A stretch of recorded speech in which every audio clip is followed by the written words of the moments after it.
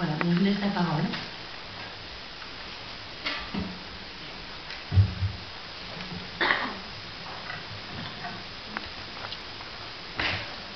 Merci beaucoup Pascal. Très rapidement, je pense que l'histoire du mécénat de la Fondation France Télécom puis de la Fondation Orange se mélange d'une façon très heureuse avec ma vie professionnelle. J'ai pu, ça fait un bon bout de temps, recevoir une bourse de la Fondation France Télécom pour ma thèse. Donc voilà, je pense que c'était en 92, donc 20 ans ensemble. J'ai pu participer du conseil scientifique, du comité scientifique de la Fondation France Télécom. C'était une expérience très intéressante. Pascal Bellin, qui travaille avec nous, a eu une bourse de postdoc. Et maintenant, Anna, qui est arrivée du Brésil aussi, par coïncidence. Donc, bénéficie d'une bourse et je pense, et j'espère que tout ça va continuer. L'orange, c'est ma couleur préférée. Voilà, c'est pas fait exprès. Pour ceux qui me connaissent, ils savent. Donc voilà, qu'est-ce qu'on a fait? On a travaillé, on travaille toujours. Et ça, je suis très contente que tu as pu parler du professeur Lelor, parce que c'est vraiment lui qui est à l'origine de tout ce travail. Je pense que les familles, celles qui connaissent, sont conscientes de ce qu'il a représenté, ce qu'il représente pour l'autisme en France. Et je tiens à lui faire un grand hommage, mon grand maître, qui m'a tout appris, qui m'a surtout appris que ceux qui connaissaient mieux l'autisme, c'était les parents, et que c'était avec eux qu'il fallait travailler. Et je pense que c'est maintenant en arrivant, c'est vrai que je ne suis pas très bonne pour reconnaître les visages, mais je sais qu'il y a beaucoup de parents qui sont ici, qui ont passé par Orphée et maintenant à Necker. Et c'est grâce à vous, parce que ce n'est pas évident de nous accompagner à mettre l'enfant dans les machines. Et c'est grâce à vous qu'on a pu faire tout ce travail. Donc, c'est bon, j'ai déjà assez parlé. Je vais vous montrer les résultats. Parce que voilà la question. On est face à un trouble important du développement de l'enfant. L'enfant avec des handicaps très sévères. Et la question qui s'est posée et qui se pose, c'est quels sont les mécanismes cérébraux qui sont impliqués dans ces troubles. Donc, je ne présente pas les travaux de ma thèse, parce qu'à l'époque, les résultats étaient négatifs. On comprend, on peut encore faire une thèse avec des... On pouvait au moins à l'époque, sans oublier d'en être, y faire des thèses et continuer la recherche, parce qu'au démarrage, les choses ne sont pas simples. Et on a besoin des techniques très développées qu'on avait à l'époque en français, on avait les meilleures, mais c'était pas vrai. Elles n'étaient pas encore efficaces pour mettre en évidence des anomalies dans l'autisme, parce que c'est un paradoxe. On voit des enfants avec des troubles si importants, on les met dans l'IRM et on sort une IRM normale. C'est que c'est troublant. Je vais dire, c'est un peu vrai pour la génétique aussi. Quand on voit ces IRM qui ont une apparence normale, on dit c'est quand même pas possible, où est les problèmes. Et donc, c'est pas évident, il faut des machines très performantes et surtout des méthodes de traitement d'image très performantes, parce qu'il faut aller chercher l'anomalie cachée. Et voilà l'arsenal dont on dispose actuellement, et j'espère que ça va à chaque fois changer un peu, pour chercher cette anomalie cachée dans des méthodes d'imagerie très différentes. C'est très important qu'on travaille en imagerie, même c'est multidisciplinaire, multimodal, c'est-à-dire il n'y a pas la méthode idéale. Chaque méthode permet d'observer une facette du problème, et c'est au moment où on mélange tout ça, on arrive à avoir des compréhensions un peu plus globales. La première méthode qu'on a utilisée encore à Orsay, c'était la tomographie par émission de positons, un nom un peu barbare. C'est une machine qui permet de mesurer, entre autres, les débits sanguins cérébrales, les flux sanguins au repos. Et ça, c'est très important pour nous, c'est une mesure du fonctionnement du cerveau au repos. Et on a, ça c'était vraiment très inspiré du professeur Lelor, dès le départ, voulu étudier l'enfant, parce que l'autisme est une pathologie de l'enfant, et l'enfant tel qu'il est normalement dans l'autisme, c'est-à-dire avec son retard mental, avec ses difficultés, dont les plus représentatives du syndrome autistique, et dont c'était important d'adapter ces techniques à l'enfant. On n'a pas adapté l'enfant à la technique, donc il fallait que l'enfant puisse s'installer, dormir, et qu'on fasse les examens tant que l'enfant est tranquille. Et vous savez, tous les parents, c'est pas si tranquille que ça. Mais bon, voilà une image d'une fille qui a passé à Orsay, installée dans la machine, en train de dormir, et pendant ce temps-là, on fait les mesures nécessaires. Et bon, finalement, il y a eu des résultats.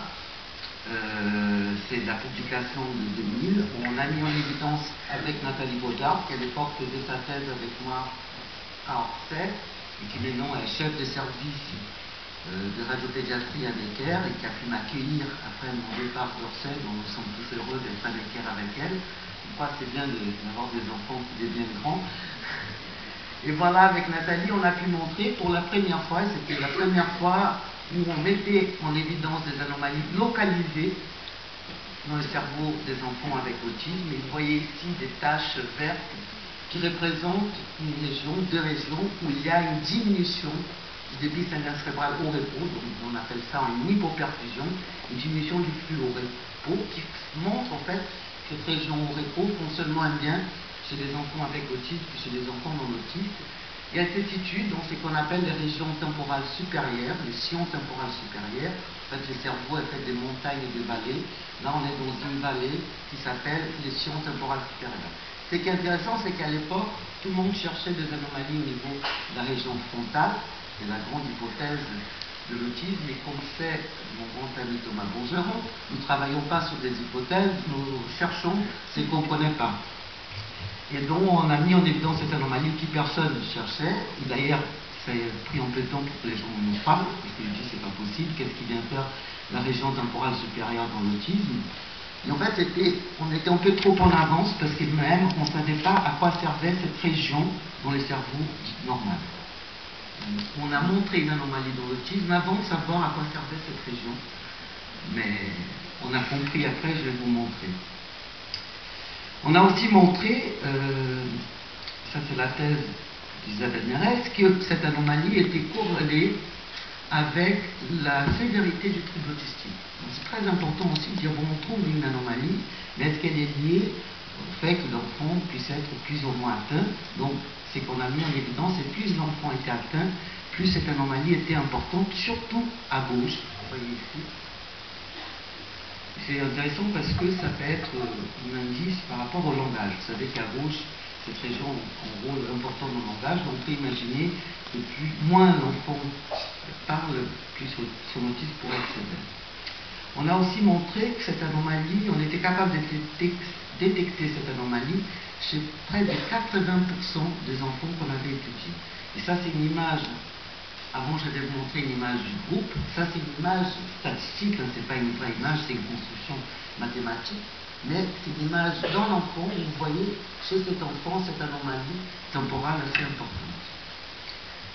Plus récemment, on a fait avec Édouard Dufnay, qui était en postdoc avec nous, une analyse beaucoup plus compliquée. Donc je ne vais pas rentrer en détail, surtout que moi-même je ne serai pas par des façons jusqu'au bout, mais des méthodes statistiques très sophistiquées qui permettent maintenant de dire qu'avec cette méthode, on arrive à une détection individuelle de cette anomalie chez 88% des enfants avec autisme, avec des taux de sensibilité et spécificité assez intéressants. Donc, qui pourrait définir un vrai biomarqueur de l'autisme, donc quelque chose qui, les gens, je faisais cette conférence hier pour l'INCRA à Caen, et les gens me posaient la question, les biomarqueurs pour les diagnostics, je dis, je crois pas, non. C'est-à-dire, quand un psychiatre ne sait pas si l'enfant est autiste, je ne crois pas que c'est ma machine qui va les dire, mais par contre, c'est très important d'avoir des marqueurs pour l'évaluation thérapeutique. Vous savez, on a beaucoup de propositions, des stratégies nouvelles pour soigner les enfants. Par contre, nous, on n'est pas objectif pour mesurer les changements. Et là, c'est très important d'avoir des méthodes d'imagerie et des méthodes objectives qui puissent mesurer ces changements. Ça, c'était fait avec les émissions de la tomographie par émission de positons. Nous sommes en train de travailler maintenant avec une nouvelle méthode avec l'IRM qui permet de faire ces mêmes mesures, mais sans ingestion de produits radioactifs. Donc, c'est beaucoup plus adapté à l'enfant et c'est notre travail actuel. En passant à l'anatomie, c'est une autre façon de regarder les cerveaux. Au lieu de mesurer les fonctionnements, on regarde les structures. Et là aussi, on a mis en route des méthodes assez sophistiquées qui ont permis de montrer, vous voyez de nouveau cette petite tache verte, sauf que là elle représente chez les enfants avec autisme une diminution de la concentration de la substance grise. Il faut dire que ce n'est pas les mêmes groupes d'enfants, que sinon ce serait plus simple, c'est un autre groupe d'enfants avec autisme comparé à des enfants sans autisme, qui on met en évidence dans cette même région maintenant une anomalie anatomique. On a aussi pu mettre en évidence avec Arnaud Patia une relation entre l'architecture de cette région et la sévérité du syndrome autistique. C'est-à-dire plus cette région est anormale dans sa forme, plus le syndrome autistique est sévère. On voit là en rouge, ça aurait pu être orange, cette vallée dans les cerveaux qui est les sillons temporales supérieurs. Juste pour vous montrer une petite résumé de cette première partie de mon topo, c'est des résultats, mais non plus, c'est non plus en vert, c'est en noir et blanc, mais on peut imaginer que c'est comme ces deux jeux de bataille navale. Chaque carré représente une légion, et on peut dire qu'avec des méthodes différentes, dans l'IRM, l'anatomie, les positons, les fonctionnels, et ça c'est une étude japonaise, donc on va dire dans une autre ethnie, on a exactement les mêmes régions du cerveau qui ont été montrées comme étant anormales dans le cerveau des enfants avec autisme. Donc, si on comparait à la bataille navale, on a touché à peu près les mêmes bateaux. Et voilà la question. À quoi sert cette région, la région temporale supérieure, dans les cerveaux dits normaux? En fait, je vous ai dit à l'époque qu'on ne savait pas, et c'est une découverte aussi par hasard, des gens qui travaillaient sur la perception visuelle en utilisant des stimuli très différents, c'est-à-dire c'est des points qui, quand ils bougent, on a l'impression qu'il y a quelqu'un qui marche, ont pu montrer, trouver, même pas montrer, une activation de cette région temporale supérieure au moment où on attendait juste une activation du cortex visuel. Depuis, des séries d'études ont été faites avec des stimuli très différents, des plus complexes, voilà. Et on sait aujourd'hui que cette région temporale supérieure est impliquée dans ce qu'on appelle la perception sociale.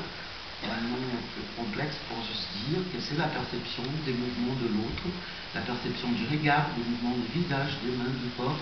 Et c'est la base, cette perception est à la base de l'interaction entre deux personnes. Parce qu'on perçoit l'autre depuis le départ, depuis la naissance, pour pouvoir interagir et comprendre l'autre. Donc juste quelques exemples. Quand on regarde des yeux par rapport à une flèche, si on compare la perception des yeux par rapport à une flèche qui bouge par exemple, on active la région temporale supérieure. Donc là c'est en rouge pour montrer que c'est activé. Là, je ne sais pas qu'est-ce que vous voyez. Hein? On peut voir soit une voiture, soit les yeux. Et quand vous faites attention aux yeux, vous activez votre région temporale supérieure. Là, les mouvements de la bouche. Intertis, c'est encore possible de montrer ça. Donc quand vous regardez ça, vous activez aussi cette région temporale supérieure. Et vous voyez la similitude là en rouge par rapport à ce que je vous ai montré au vert tout à l'heure, c'est vraiment la même région. Tout ça, c'est un très joli papier qui sort aussi en ligne, donc simultané avec le résultat, montrant pour la première fois les rôles de cette région temporale supérieure dans la perception sociale. Je vous dis que ça aurait été beaucoup plus simple d'écrire notre papier avec Nathalie si on savait ça depuis le départ. Mais bon, il ne sait pas que, et ça c'est une diapo que je suis vraiment très content de montrer aujourd'hui, parce que ce n'est pas que sur les plans visuels que cette région est importante dans le social, elle est aussi importante sur les plans auditifs. Pascal Bellin, grâce à une bourse de la Fondation Orange, a pu montrer à Montréal, pendant son postdoc, que cette région-là était essentielle pour la perception de la voix humaine. Et là, c'est une histoire très jolie pour la Fondation Orange, qui a en mécénat sur la voix aussi de cette rencontre.